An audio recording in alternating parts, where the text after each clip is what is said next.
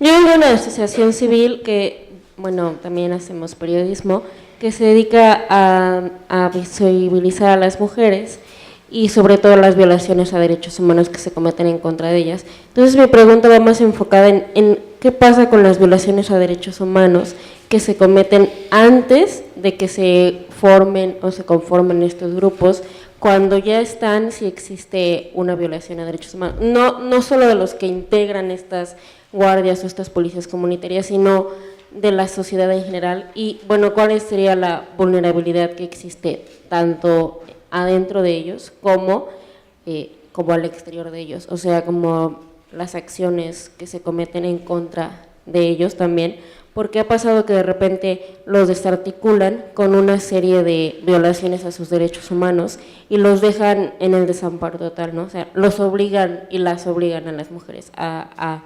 desplazarse, o sea, los desarticulan, pero no les dan otra opción, no existe, ¿no? Hola, mi nombre es Jorge, mi pregunta es para el segundo ponente, es concretamente cómo la repartición étnica y lingüística ha determinado en el caso, bueno, de Guerrero, la formación de las policías comunitarias, porque pues bueno, son dos tipos de poblaciones diferentes, ¿no? Y las diferentes etnias que hay al interior del estado, y en su opinión, ¿cómo ve el panorama con los brotes que se dan también en Michoacán y Jalisco en relación a la formación de grupos armados o de policías comunitarias, cosa que ya se aclaró que está un poco difuso todavía? Gracias. Emilio Reza, del Comité 1968. Este concepto que maneja el señor Chirliza, de la violencia como monopolio del Estado, es el que está en cuestión. Podríamos decir que no puede haber monopolio ni legitimidad de ninguna violencia contra la población, que es lo que ha pasado en Colombia y en México, desde hace muchos años en Colombia, y se ha ido agravando en México, porque si vemos las pláticas de paz que se dan, son precisamente para cuestionar esa presunta legitimidad de quien el presidente anterior, creo que se llamaba Santos, de allá de Colombia, han participado con asesorías de ejércitos extranjeros y han hecho una situación ya insostenible allá y acá. Ese concepto es el que está cuestionado y pues es una observación, porque hay miles de casos en toda América Latina que ya los países que tienen legitimidad ya han avanzado mucho en sus sociedades, y Colombia y México son la excepción con su Plan Colombia y con el Plan Mérida en México.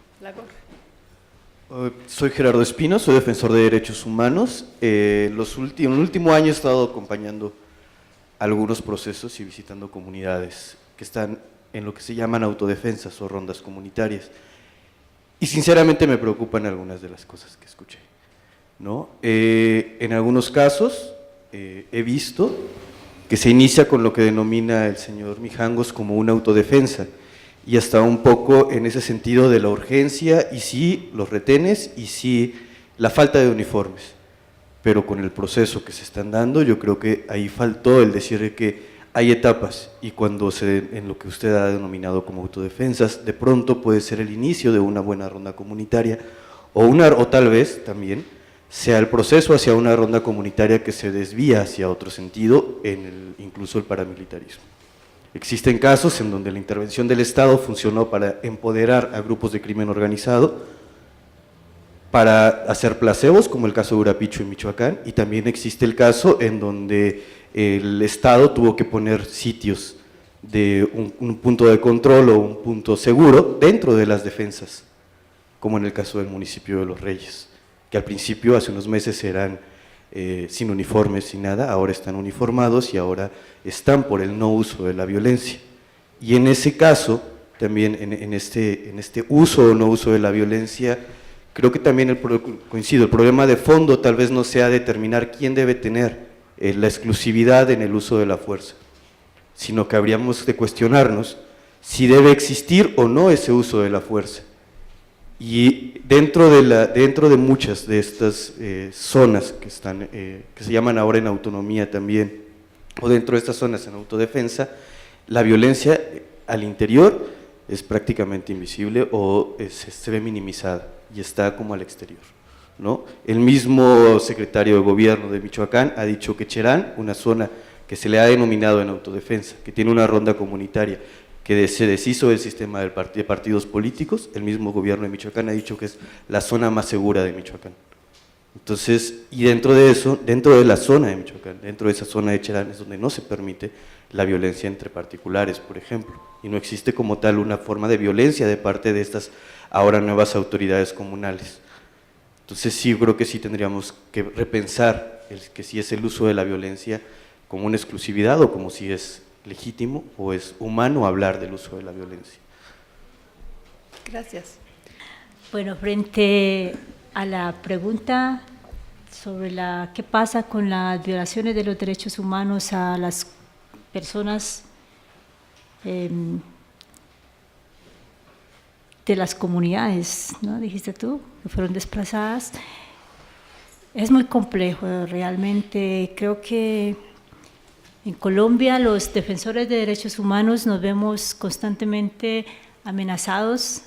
Somos objeto de amenaza constante precisamente por buscar que no queden en la impunidad estos diferentes crímenes, digamos, porque así lo hemos denominado, crímenes de Estado, frente a civiles, pero también frente a muchas organizaciones que existen en este momento.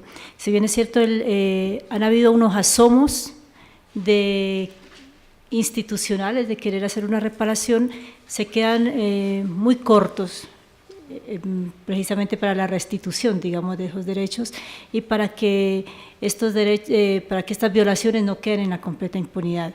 Ya les había hecho como un esbozo de lo que pasó con la Ley de Justicia y Paz, en donde los paramilitares realmente hubo personas que confesaron así muy descaradamente, diciendo, sí, yo maté unos 550 personas con mis manos y creo que participé en otras 2.500, y solamente las penas más altas llegaron a 8 años de prisión. Entonces, realmente queda en una completa impunidad, ¿cierto? El proyecto paramilitar como tal ha quedado en una completa impunidad. Ahora, con la ley de víctimas se busca que estas personas que están extraditados a Estados Unidos y que ellos confiesen sus participaciones y quién más ha estado involucrado, pero realmente no hay más penas, digamos, que se puedan colocar, porque la mayor penas que se pueden llegar en Colombia con este proceso fue 8 años máximo en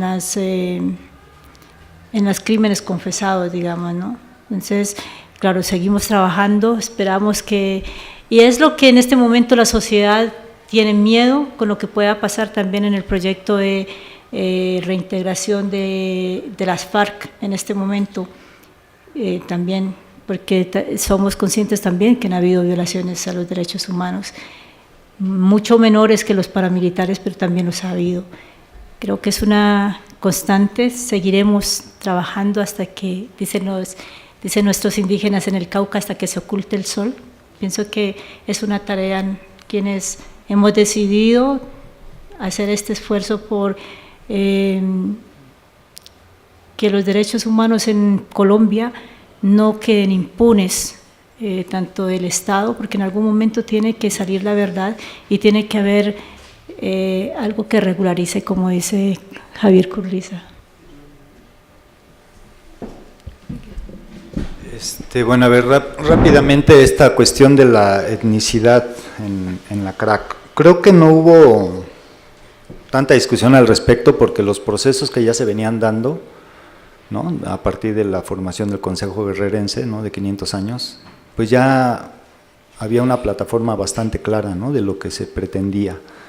Y siempre, específicamente en la región Costa Chica Montaña, los movimientos que se juntan plantean el territorio como el proceso de, ¿no?, que ese es uno de los temas que tenemos que estar enfocando en los procesos de las policías. O sea, a mí me queda clarísimo que en la medida de que las policías sean buenas, ¿no?, sean ciudadanas, pero no avancen en la defensa del territorio, es decir, más allá de su pueblo, son esfuerzos que tarde que temprano van a ser vinculados, van a ser muy violentados, porque lo estamos viendo.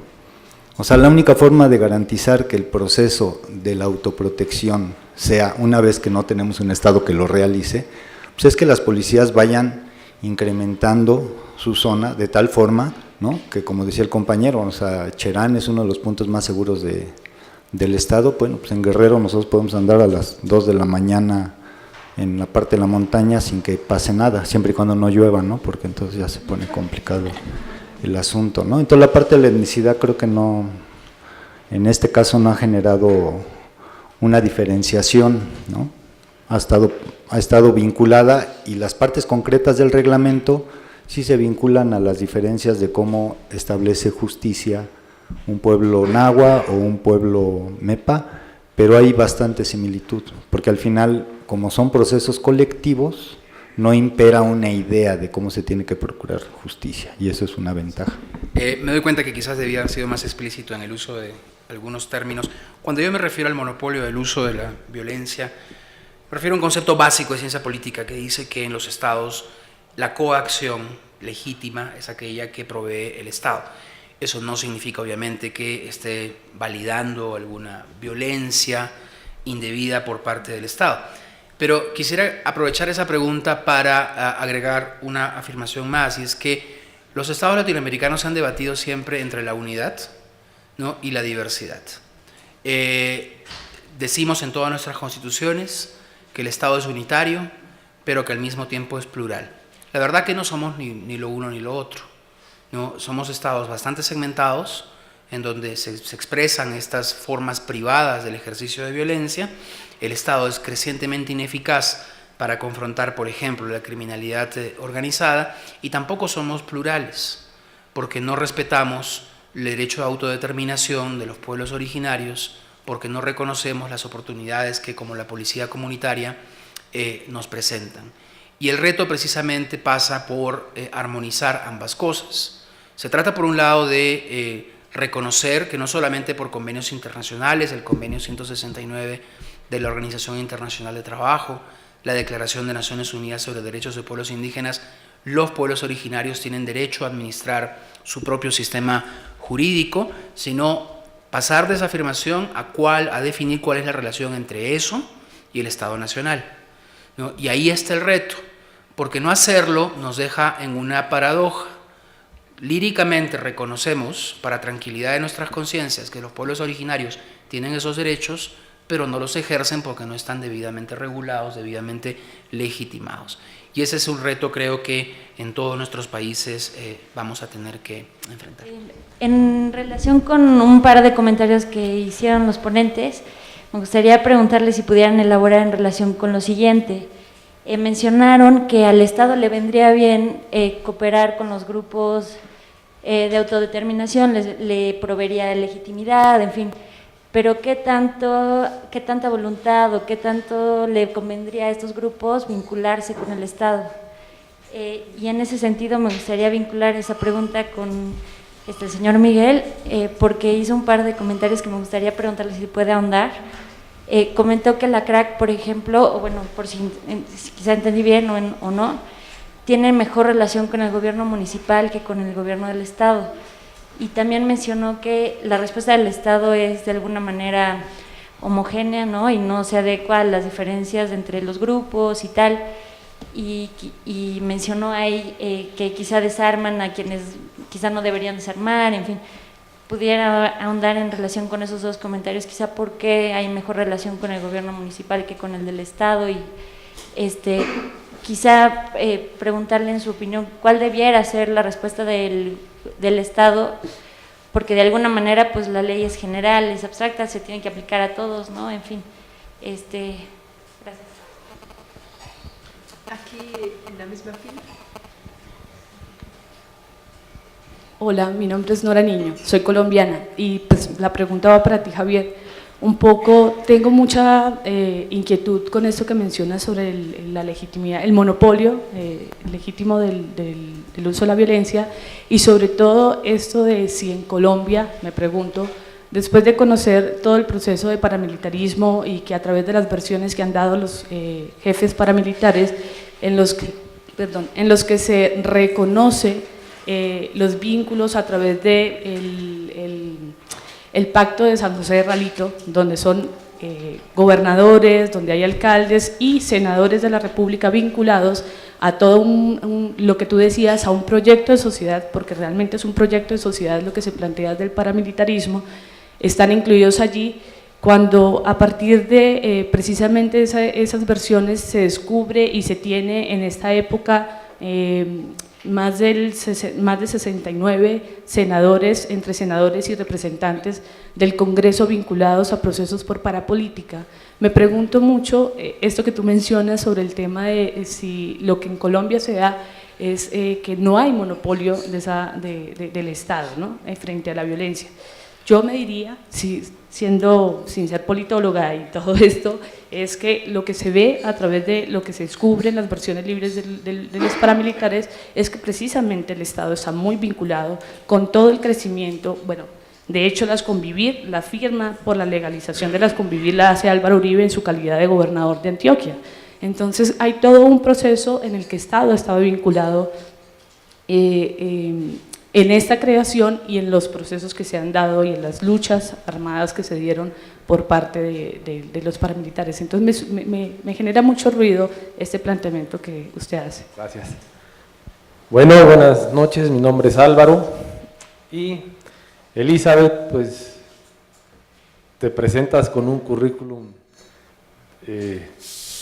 bastante ejemplar, como de víctima, y quisiera preguntarte, tú personalmente, ¿qué sientes de un país que interviene en tu gobierno, como lo acabas de mencionar, que es Estados Unidos, y propicia, lo entiendo así, todo este tipo de injusticias, a colación todavía de lo que está diciendo Evo Morales en estos momentos en las Naciones Unidas y con otros presidentes de Sudamérica que no se presentaron a esa retórica, a ese discurso? Miguel Ángel, Elizabeth mencionó una relación entre narcotráfico, guerrillas y todo esto. En México me parece que pasa un fenómeno parecido, que se conoce como los Zetas. Me parece que Guerrero y Michoacán están muy cerca y padecen esa situación de los famosos Zetas, que hay quienes dicen que son agentes judiciales o agentes del ejército, y que eso le costó la vida a los hijos de Javier Cecilia, pero eso es lo que se dice en la UNAM, ¿no? Y Javier, mencionas que el discurso, el diálogo debe de ser para ver la legitimidad política que tienen estas personas al armarse y defenderse, pero me parece que el debate ahí, el diálogo ahí es como, lo digo con todo respeto, como perder un poquito el tiempo, porque ya está más escrito que nada, ¿no? Quizás si lo planteáramos sistemáticamente, metodológicamente, planteamiento del problema puede ser corrupción. ¿A quiénes afecta? A la población, el impacto social. Y quizás pareciera increíble, pero un planteamiento sistematizado lo entiende mejor la gente que un discurso político, no sé, de Peña Nieto, de Andrés Manuel López Obrador, etcétera, etcétera. Gracias. Les dije, mi nombre es Miguel Méndez. Yo me dedico a la capacitación de la seguridad comunitaria, ¿sí? De la policía comunitaria. El proyecto que yo tengo, el concepto que yo tengo de policía comunitaria es a nivel mundial. Lo que yo aquí veo son conceptos de grupos de autodefensa, ¿sí? Estamos trabajando como policía comunitaria, llegando a las poblaciones, llegando a las comunidades, llegando a los cuadrantes que hoy se llama, o a los polígonos, ¿sí? Para trabajar con la comunidad. Ese nuevo concepto de policía, no de armas, sino de gente preparada, profesionistas y profesionales, donde hagamos y trabajemos con la comunidad, ¿sí? Y nos empoderemos de los lugares, mejores escuelas, mejores canchas deportivas. Entonces a mí me confunde ahí, ¿no? La situación de que lo que hablan de policía comunitaria es como es más bien un grupo de autodefensa, ¿sí?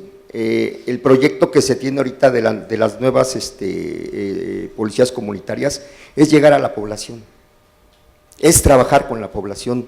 A mi tocallito, lo hicieron en la montaña alta, ¿sí? El Observatorio Civil lo hizo con la policía comunitaria o con la policía municipal, está trabajando con la comunidad. O sea, no todo, o sea, yo nomás ahí estaba confundido y no me quería ir con eso, de que la policía comunitaria, lo que se está haciendo en México, es actualmente trabajar con la comunidad, ¿sí? Y es bien difícil, porque tienen razón en todo lo que dijeron. Y aquí influye mucho Estados Unidos, todo lo que nos vende de drogas, de armas, ¿sí? Y es muy difícil la corrupción de los presidentes municipales, pero sí estamos trabajando grupos de gente pensando en un cambio para bien de la niñez y de la juventud mexicana. Entonces hay los conceptos de policía comunitaria, nada más aclararlo. Bueno, en mi caso, sí me quedo confundido, ¿no? Porque sí es una policía comunitaria, pues legal, vamos a decir. Gracias. Empiezo con esta pregunta de por qué la CRAC tiene mejor relación con los municipios, ¿no? O sea, no es tan complicado el asunto, porque al final tu estructura de poder política básica en los pueblos tienes dos, ¿no? El núcleo agrario, si es que tienes ejido o bien comunal, y el municipio. Y como los presidentes municipales, la mayoría necesita el voto para que queden, obviamente una fuerza como la policía comunitaria, donde el 100% de la población define su estructura, pues si tú no negocias con la policía simplemente no ganas, ¿no? Entonces eso te da de alguna manera un espacio de movilidad. Sin embargo, el Estado impone la policía municipal, por ejemplo. Entonces hay municipios donde tú tienes a la policía municipal y a la policía comunitaria, ¿no? Luego ya discutimos el concepto, ¿no? Porque para nosotros sí hay una diferencia entre la policía comunitaria, como se está gestando ahorita en el discurso de la política, a cómo entendemos nosotros la policía comunitaria vinculada a la comunalidad, ¿no? La comunalidad, desde la lógica de los pueblos indígenas, tiene que ver con etnicidad, con cultura, con solidaridad, ¿no? Esas pero es una cuestión de conceptos, creo, ¿no? Y ahí hay diferencias. Entonces, bueno, creo que esta parte tiene siempre esta lógica. Y con el gobierno del Estado siempre es muy complicado, ¿no? Creo que ya hacían varios compañeros aquí acotaciones, ¿no? O sea, tú tienes un proceso vinculado a un principio básico que es la autodeterminación, y de repente te llega el programa contra el hambre y te pone cocinas comunitarias donde te sirve el ejército. O sea, es una contradicción, pero es una contradicción que en el orden local te crea confrontación permanente. Y más en Guerrero, donde a los soldados no les decimos soldados, sino guachos, porque históricamente se han pasado de listos, o sea, es el estado donde menos se les quiere. Y entonces es una relación muy tensa. Es la primera vez que yo escucho en la región de la montaña que se discute la eliminación de los subsidios por parte de los pueblos. Hay una discusión ahorita de que ya no quieren subsidios, cuando históricamente ha sido la región que mayor subsidios ha recibido. Algo está pasando, ¿no? O sea, está harta la gente de lo que está sucediendo. Y ahí es donde las diferencias, tenemos un gobernador muy hábil. Él entra en el interinato cuando el asesinato de Aguas Blancas y tiene que salir Rubén Figueroa y tiene que ponchar mucho del estallido social que se venía dando en Guerrero y pacta un primer acuerdo con la policía comunitaria y de ahí le da vida, ¿no? En ese mismo proceso él está a cargo cuando pasa el asesinato del Charco o la matanza del Charco. Hoy otra vez ya está de gobernador y está apoyando a la OPEG y golpea a la CRAC, pero luego apoya a la CRAC y apoya a la CRACcita y luego les pega y luego les dice que sí los quiere y luego los desarma. No hay forma de darle una coherencia racional a un ejercicio que tiene un sesgo concreto, ¿no?, de estar desestabilizando y que ya lo logró. O sea, la CRAC era un proyecto sólido y hoy tienes una división interna concreta y real que está generando la debilidad de la lógica del territorio. Y ese es un punto bien importante en el tema global. O sea, la región de la montaña Costa Chica tiene 45 concesiones mineras de oro y plata, nada más para empezar. Y hay otros temitas por ahí, ¿no?, que no se pueden dejar de. Otro punto importante que quiero poner, ¿no?, y que lo mencionaban. Yo creo que el narcotráfico ya también cambió su dinámica. Antes, para nosotros en Guerrero, no peleaba el territorio. Había una siembra tolerada de amapola y no en vano además del movimiento comunista, ¿no? No en vano la amapola hacía que se le llamara la montaña roja, ¿no? Había una historia. Y era tolerado. De hecho, luego los compañeros, cuando algo pasaba con algún narco que no les compraba, andaban en Tlapa vendiendo la goma. Oigan, ¿quién no la compra? Porque pues ya no llegaron a comprárnosla, ¿no? Estaba tolerado. Los soldados les regalaban amapolas a las mujeres en Tlapa cuando las andaban enamorando. Siempre ha habido tolerancia, pero nunca habíamos tenido el proceso de violencia, de extorsión, ¿no? O sea, el narco hoy ya no solo está vinculado al proceso de las drogas, ¿no? La trata creció terriblemente. Y eso, por ejemplo, en el caso de del sistema de dote, ¿no? Que ese es uno de los problemas fuertes que tiene la montaña cuando se hacen los intercambios de parejas, pues hoy la gente llega a comprar mujeres allá, literalmente, vinculadas ya al mercado de trata. Prácticamente una buena parte de los servicios de transporte están vinculados efectivamente a los Zetas, ¿no? Y no tenemos nada más a los Zetas, tenemos como 7 o 8 carteles diferentes que han sido incesiones de cada uno de ellos. Conforme agarran uno de los grandes, se va despedazando esa estructura y es terriblemente agresiva.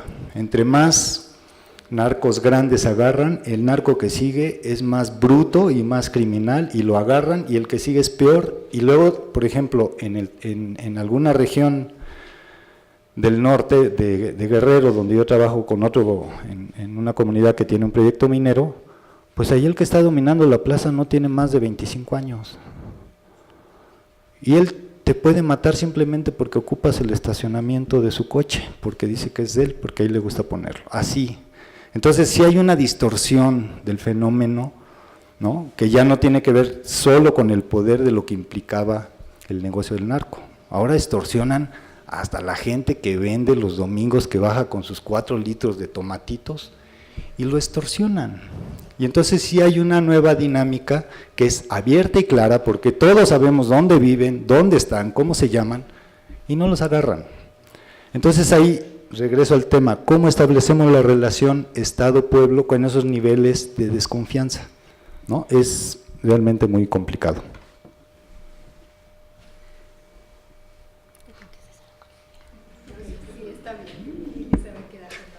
Muy bien, me parece justo.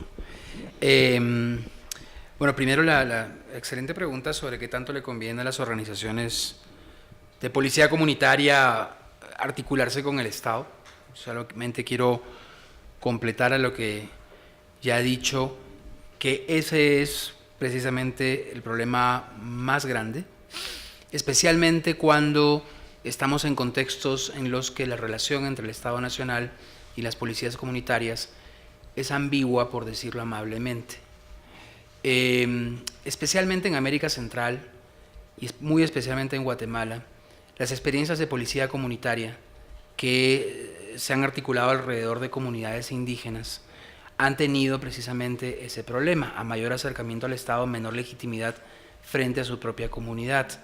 Digo que es un problema porque a menor acercamiento del Estado, menor eficacia, porque hay un menor reconocimiento del valor de sus decisiones, del valor de sus sanciones, y un conflicto permanente que a veces llega pues a la violencia del enfrentamiento entre la policía estatal o la policía del Estado y la policía comunitaria. Entonces esa es una pregunta que no tiene una respuesta fácil. Yo tiendo a desconfiar de los extremos. Creo que obviamente una organización de policía comunitaria totalmente cooptada por las autoridades locales es prácticamente un cuerpo paramilitar de la policía local, pero creo también que una policía comunitaria totalmente desconectada termina siendo ineficaz, ¿no? Y ahí me gusta mucho la experiencia de Crack, en el sentido de una relación positiva con la autoridad local, buscando algún tipo de sinergia, pero obviamente manteniendo una distancia y una autonomía muy, muy clara. Sobre la pregunta del pacto de Realito, la parapolítica, pues podríamos ahí pasar horas. Los colombianos han pasado muchos años discutiendo sobre si el Estado era paramilitar, si los paramilitares eran una herramienta más del Estado. Yo creo que coincido contigo, esto fue un proyecto paramilitar que encontró en ese momento al Estado dispuesto a asumirlo. Quizás la diferencia que hago es que la estrategia paramilitar coincidió con la estrategia del Estado, pero no en un 100%. ¿No? Ciertamente los intereses de estos, los que un escritor colombiano, Gustavo Duncan, llama los señores de la guerra, se superpuso a los intereses de lo que los colombianos llaman el establecimiento, ¿no? La oligarquía, las clases dominantes. Pero también hubo diferencias, y esas diferencias se expresan por el narcotráfico, ¿no? El Estado puede llegar a ser paramilitar, el Estado no llegó a ser narcotraficante en sí mismo, y entonces esa agenda del narcotráfico fue la que generó esa divergencia, ¿no? Y la que llevó a esta negociación, coincido contigo, un pacto casi de impunidad con el paramilitarismo en Santa Fe de Ralito. Pero ahí hay que considerar en Colombia muchos otros aspectos, ¿no? La ley de justicia y paz, que es la que sale del pacto de Ralito, si bien es cierto tuvo una intención de impunidad, fue variando con el tiempo.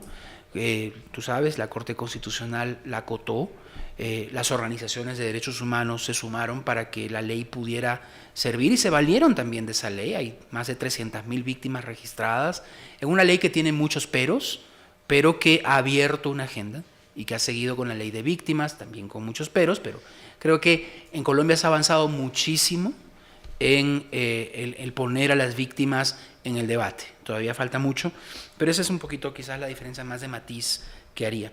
Y me gustó mucho lo que usted dijo. Sí, totalmente de acuerdo, policía comunitaria no puede ser entendida como autodefensa.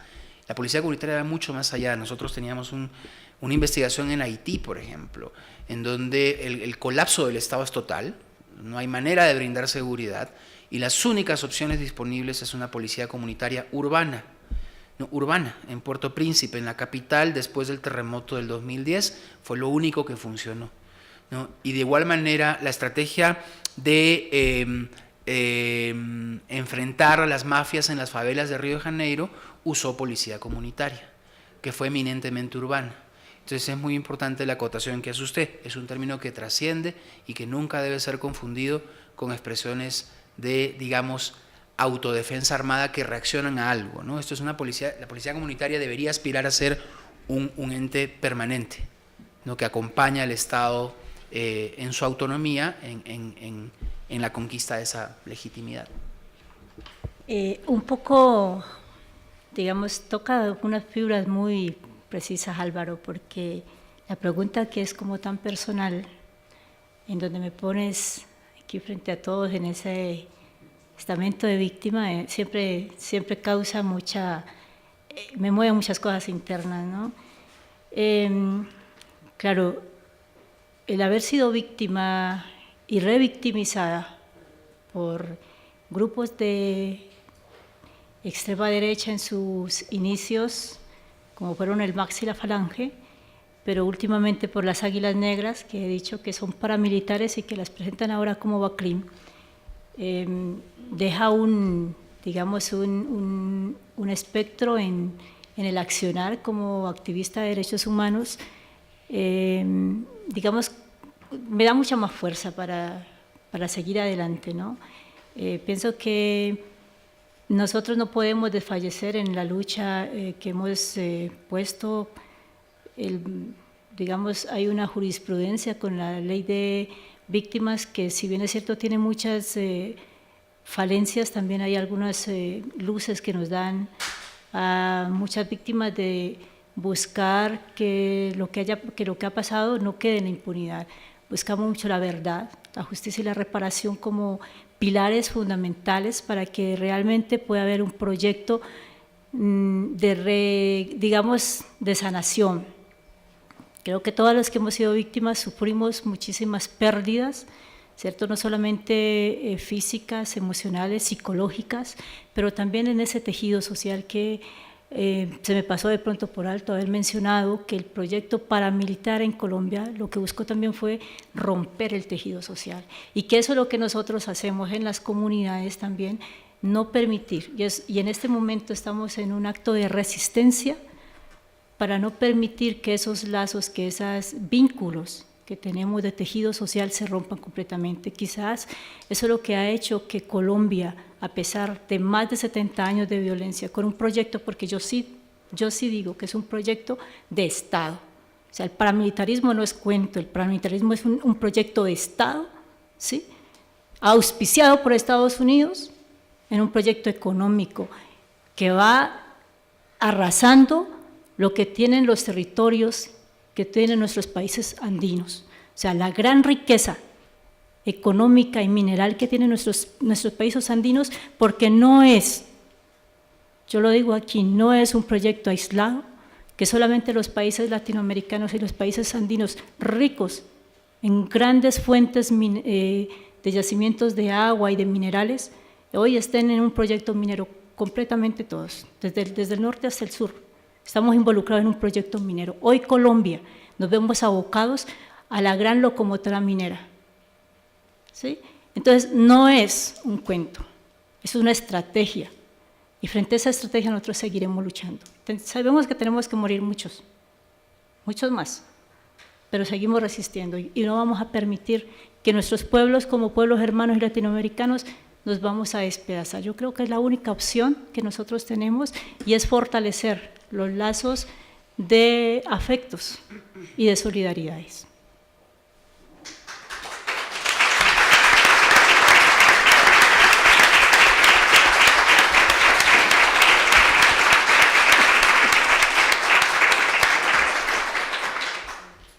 Muchas gracias a todos, muchas gracias Elizabeth por esas palabras también muy profundas hacia al final.